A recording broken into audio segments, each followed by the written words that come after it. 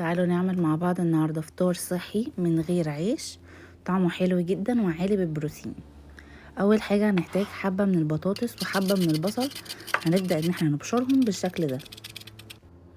هنزود عليهم 2 بيضة بدرجة حرارة الغرفة، ورشة من الفلفل الاسود ورشة من الملح.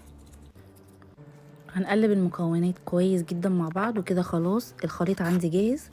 في طاسة هنكون دهنينها كويس جدا، هنضيف الخليط ونوزعه بالشكل ده، ونسيبه على نار هادية ونغطي الطاسة. اهم حاجة هنسيبه على كل ناحية 4 دقايق بالظبط.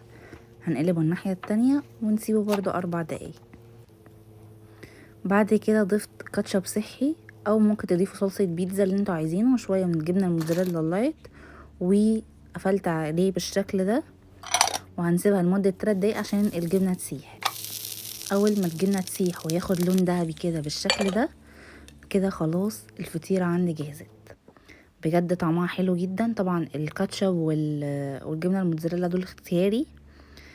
وجبة فطار مشبعة حلوة جدا، او وجبة غدا اللي انتوا عايزينه. الوجبة فيها كلها 375 سعر حراري، لازم تجربوها، والف هنا وشفا.